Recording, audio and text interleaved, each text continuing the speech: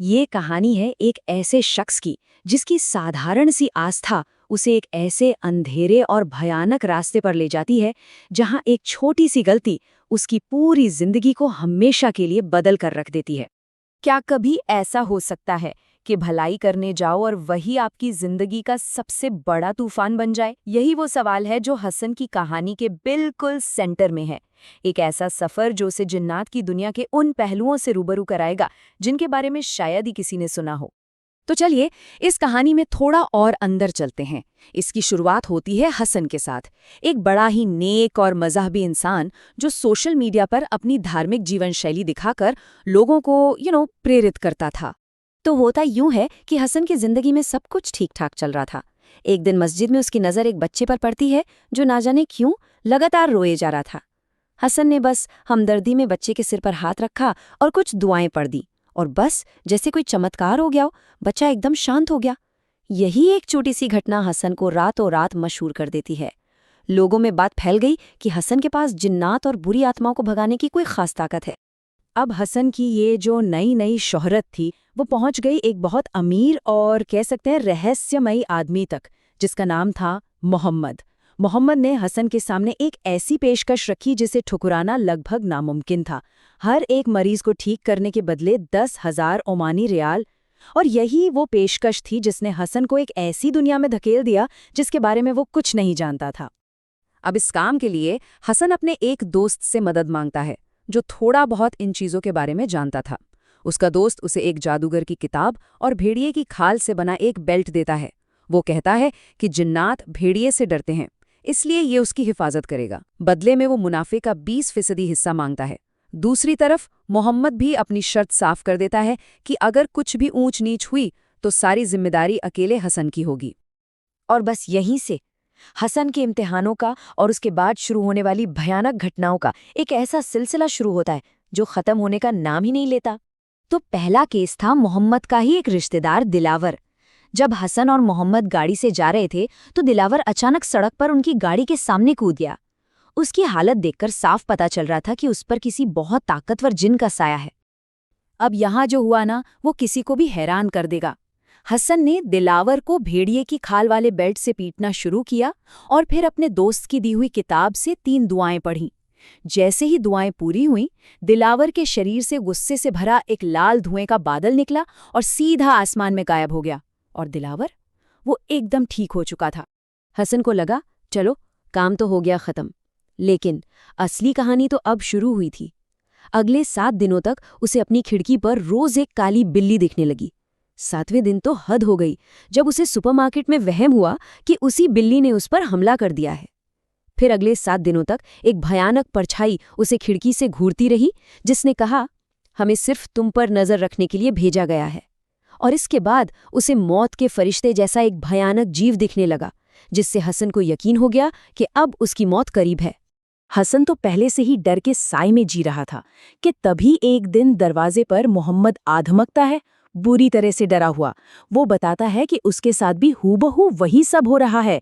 पहले 7 दिन वो बिल्ली, फिर 7 दिन वो परछाई। ये एक ऐसा डरावना सपना था जिसे वो दोनों एक साथ जी रहे थे। मोहम्मद के कहने पर हसन उसके साथ उसके घर जाता है, लेकिन घर पहुंचते ही एक ऐसी सच्चाई सामने आती है जो हसन के पैरों तले से जमीन खींच लेती है। मोहम्मद के बच्चे बताते हैं कि उनके अब्बा तो उस इलाज वाले दिन के बाद से ही लापता हैं। तो फिर हसन के दरवाजे पर कौन आया था? वो कौन था जो उसके साथ गाड़ी में यहां तक आया? अब हसन का डरना तो लाजमी था, बुरी तरह से घबराया हुआ। उसके पास जवाब के लिए सिर्फ एक ही इंसान बचा था, वो इंसान जो अब ठीक हो चुका था, दिलावर। तो दिलावर ने हसन को जो बताया उससे उसकी रही सही हिम्मत भी जवाब दे गई। उसने बताया कि जिसे निकाला गया था वो कोई मामूली जिन नहीं बल्कि एक लाल मारीद जिन था। ये जिन्नातों की सबसे ताकतवर और खतरनाक किस्मों में से एक होते हैं, जिन्हें उनकी दुनिया का सैनिक माना जाता है, और इन्हें हराना लगभग नामुमकिन होता है। दिलावर ने इससे बचने का जो रास्ता बताया वो सुनने में ही अजीब और खतरनाक था। प्लान ये था कि पूर्णिमा की रात को कब्रिस्तान जाकर एक सबसे बदनाम गुनाहगार की कब्र खोदी जाएगी। उस कब्र के नीचे से जिन्नातों की दुनिया का रास्ता खुलेगा, जहां उनका कोई जश्न चल रहा होगा। हसन को वहां जाकर उस लाल मारीद जिन पर खास तरीके से तैयार किया हुआ नमक वाला पानी छिड़कना था, जिससे वो हमेशा के लिए खत्म हो जाएगा। अब डरा हुआ हसन बेचारा करता भी क्या, दिलावर की बात मानने के सिवा कोई चारा नहीं था। और इसी तरह वो जिन्नातों की उस अनदेखी रहस्यमयी दुनिया में उतरने को तैयार हो गया।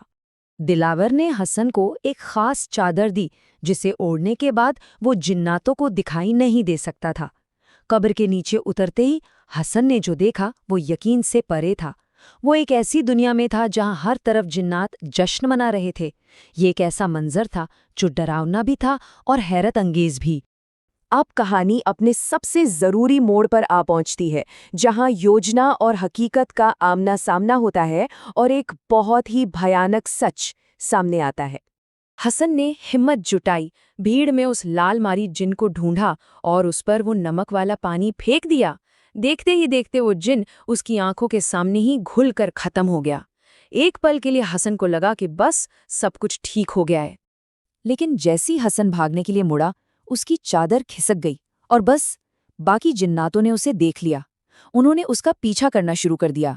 हसन ने भेड़िए की खाल वाले बेल्ट को हवा में घुमाया, जिससे जिन्नात दूर रहे। वो जैसे तैसे बाहर निकलने के रास्ते तक पहुंचा, लेकिन उसने जो देखा उससे उसके होश ही उड़ गए। बाहर खड़ा दिलावर कब्र को बंद कर रहा था। तभी हसन की नज़र उसके हाथ पर बने खोपड़ी के टैटू पर पड़ी और वो समझ गया कि दिलावर ने उसे यहां फंसाने के लिए भेजा था। हसन जैसे तैसे वहां से तो बच निकला, लेकिन कहानी अभी खत्म नहीं हुई थी। असली और सबसे डरावना मोड़ तो अभी बाकी था। पूरा 1 महीना गुजर गया, बिल्कुल शांति से। हसन को लगा कि शायद बुरा वक्त टल गया है, लेकिन फिर एक दिन दरवाजे पर दस्तक हुई। बाहर देखा तो कोई नहीं था, बस एक बक्सा रखा हुआ था। उस बक्से के अंदर दिलावर का कटा हुआ हाथ था, वही खोपड़ी वाले टाटू के साथ, और हाथ के साथ थी जिन्नातों की एक चिट्ठी। उस चिट्ठी में लिखा था, हमें पता है कि दिलावर ने तुम्हें धोखा दिया था। हमने उसे मारकर तुम्हारा बदला ले लिया है। तुमने अपनी ताकत साबित कर दी है। अपनी आस्था को छोड़ दो, हमारे साथ आ जाओ, हम तुम्हें बहुत ज्यादा ताकतवर बना देंगे। सोचिए, जिन्नात हसन की ताकत का सम्मान कर रहे थे और उसे अपनी दुनिया में शामिल होने का न्योता दे रहे थे। हसन ने तो इस पेशकश को ठुकराकर अपनी आस्था का रास्ता चुना। पर सवाल ये उठता है कि अगर किसी के सामने इतनी बड़ी ताकत रखी जाए तो वो क्या फैसला लेगा?